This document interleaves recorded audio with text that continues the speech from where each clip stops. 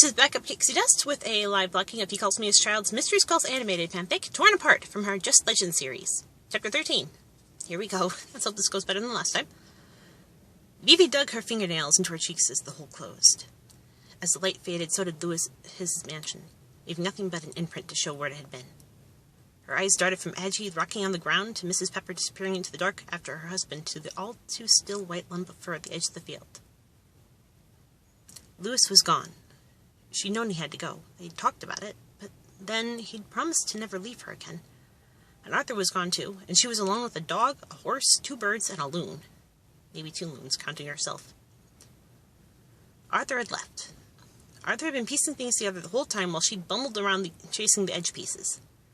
The Pepper family was the real crux of the case, while Chloe and Duette's parts had fallen into place as events unfolded. Mystery and Aggie were hurt. Chloe and Mr. Pepper were scrambled. Mrs. Pepper had just been cracked wide open between Demeter and Arthur, and that only left Phoebe. I've been making all the mistakes. I can't do this. Her spine sagged under the weight of her disastrous, headlong charge into danger, wild accusations at Louis, and the terrible question that had almost cost him everything. Even now, she stood perfectly still while the world came down around her ears instead of doing something useful. And then her spine snapped straight. She was the one who had put ink on the contract for the van, and it had turned out perfectly. She was the one who had dragged them together to become an investigative group. She was the face of the team to the public and the one that picked the cases. She'd made plenty of decisions before this mess, and plenty of them had turned out great. Besides, she muttered to herself, plucking up courage, Squire and Louis have made plenty of mistakes too, and they're still doing what they have to. Aggie! She hurried over, pulling her scarf off. Hey, let me see that. Aggie's face screwed up as she breathed through her nose, her face white. Her wing, was that her arm under it? Hung too far out and was twisted at a weird angle. Feathers were damp, but the scarlet coloring made it hard to tell where the blood came from. Here, take this. Vivi handed her the scarf. Bind it up. I'll get our healer over here in a minute. Don't bother. Aggie managed through her teeth. Find Dad. I'm pretty sure your mom has that under control. Vivi made to stand, but Aggie swung her good arm around to grab at Vivi. That's what I'm worried about. She tried to kill Dulcie this whole time, and I never knew. You have to keep her away from Dad. Vivi hesitated, weighing Aggie's words. Then she shook her head. I'll be back with Chloe. Vivi! He wouldn't want you to bleed out, Aggie, and that's where you're headed. She turned on her heel, making for the edge of the field as fast as she could. As she approached, she could see Mystery struggling to regain footing against the unicorn that kept butting him to the ground. The argument became clear as she grew closer. Yatsumi! Stop moving, you'll make it worse! There's nothing to make it worse, it's just some scratches. I can heal myself. Stop this foolishness. I saw the whole fight, and the only foolishness is you the Bakadesu hug that won't lie still and let me do my job. I don't need you to heal me. I can heal myself. Chloe stamped a hoof deep in the ground, neighing angrily. This is the one thing I am even close to being able to completely do. Don't you dare take it away from me. Oh no, Yellow. Hey, Chloe. Vivi waved, slowing. Listen, Aggie's really hurt back there. Arthur did a number on her wing. She needs your help. Faltering, Chloe swung her head toward Vivi. More than the Monarchy dog? Just because I don't know what you're saying doesn't make it any less offensive, Mystery growled. Aggie could bleed out. Vivi put her hand on Chloe's muzzle, as much to say to your friend as herself. She needs it more. Chloe butted Vivi's hand gently, then turned and bolted back the way Vivi had come, showering Vivi in uprooted grass and dirt clods. Turning, Vivi circled around to Mystery's head. Squire's had you in a tight spot at least twice now. What's the deal, Mr. Great and Powerful Kitsune? Mystery growled. Neither time that was Arthur Kingsman holding me down, I can tell you that. The Shiker's been feeding off stolen emotions and residual soul energy for centuries. Of course he's going to be stronger. He winced, pushing up onto his forepaws. Again. Vivi swatted his leg. Go Shrinky Dinks. Now. Mystery just looked at her. Pardon? Unless your great and powerful size has some bearing on what we gotta do now, get small. We're headed back and you're in no shape to walk right now. Still staring at her, Mystery complied, shrinking down until he was the stubby-tailed dog she was so familiar with. Of course, there was more blood on his coat tonight. Wedging her arms under him, she hefted him off the ground, walking back toward the center of the field. He woofed a sigh and settled his head against her shoulder. This is familiar. Yeah, I know. My head isn't that full of holes. Now shut up and stop wiggling. You'll need your energy to help us get across. Vivi, I can't do that. Only Chloe can. Yeah, but you can point her in the right direction, right where Arthur's trail leaves off. I can't make her somehow know how to open a gateway, you know. No, but you have a better shot than any of the rest of us. Besides, she scratched under his collar. I have faith in you. His stubby tail flapped against her arm and she squeezed him.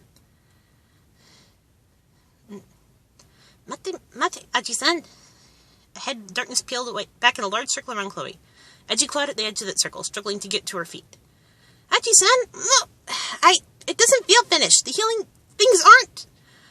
I don't know how it all works, but something's not done. Onigai, stop moving!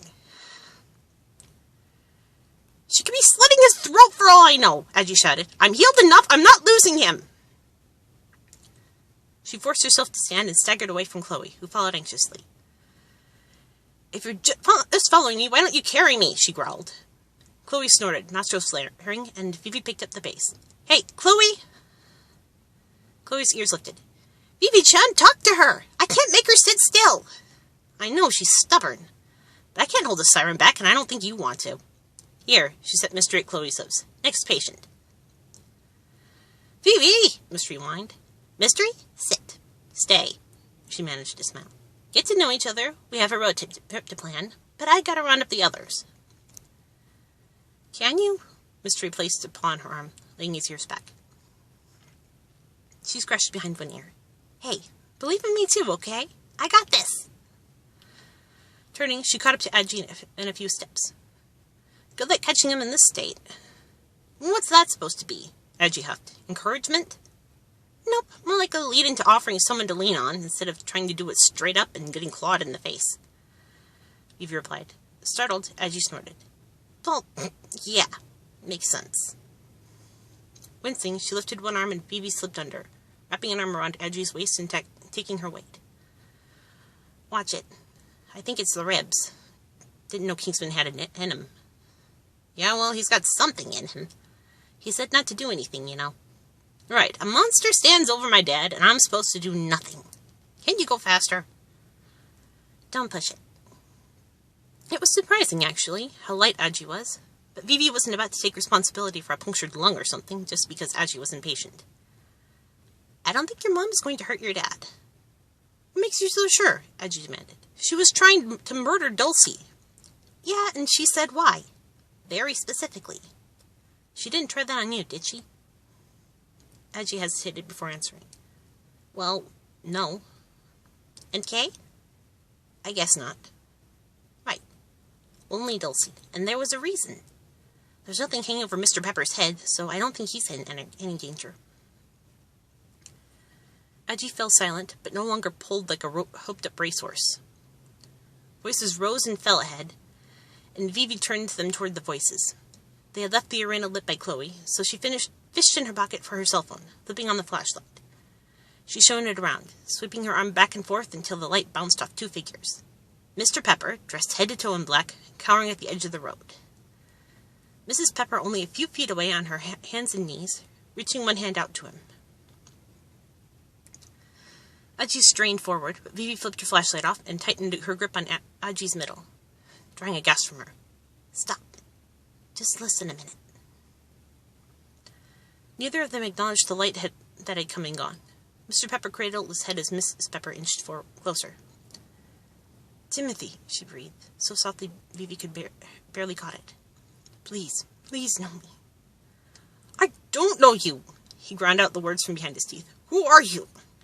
What am I doing here? What was that thing? Please, Timothy. Her arm remained outstretched. Vivi couldn't see her face, but her voice creaked like a shack on the verge of collapse. I don't know you, he panted, fingers scrubbing at the blacktop as he pulled away. I have to get back to my daughter, my son. They need me. He wrapped his arms around his head. Something's wrong. Vivi sucked in a breath as Adji jerked free, stumbling towards him. "Dad," she called. "Dad, I'm here." He lifted his head for a moment, then recoiled with a cry. "What are you?" Faltering, Adji stopped, right where her mother had. "Dad, you're not gay," he moaned, screwing his eyes shut. "And you're not human. You were with that thing. I don't know what's going on, but I need..." "Hello, Mr. Pepper." Vivi walked right up to him, squatting at his side. He grabbed her arm, frantic relief coloring his her voice. "Vivi, good to see a familiar face. Where am I? I thought..." He paused, his eyebrows furrowing. "I was at sea, but that doesn't make sense. I met you later when you started dating Louis." "The bastard picked and chose who got remembered," Adji hissed. Vivi's head swiveled toward Adji. "Or maybe he's got only got a few days' grip on what he can do, and you should be grateful if there's any memory left. He didn't have to do it at all. We knew the risks going in. Squire was going to have to do anything Demeter said. At least she left your dad alive." Vivi turned back to Mr. Pepper. "Hey, Mr. Pepper, listen. I know you've seen a lot of crazy things tonight, but you've got to understand it's all part of a big Mystery Skulls case you got caught up in, okay?" Mr. Pepper's head wobbled back and forth. "Now, listen, you're missing really big chunks of your memory right now." His eyes widened. How big?" "Like, who's in your immediate family?" "Louis, but he's..." He frowned, massaging his temples. "He's dead. Ghost. I just found him." He sprang to his feet. "And Kay is out there somewhere. I have to find them." "Who's their mother, Mr. Pepper?" Vivi rose slowly, keeping her tone even and calm. "Their mother is..." He blinked. He rounded on her. "Is that a chunk?" She nodded. "And 2 more daughters." Mr. Pepper sagged. Vivi staggered under his weight. He was a small man, but heavier than Adji. Were their bones hollow to accommodate flight? She shook her head. "Stay on task, Vivi. Listen, I get it. I'm just figuring out who Louis is, remember? I lost everything about him for months right after he died.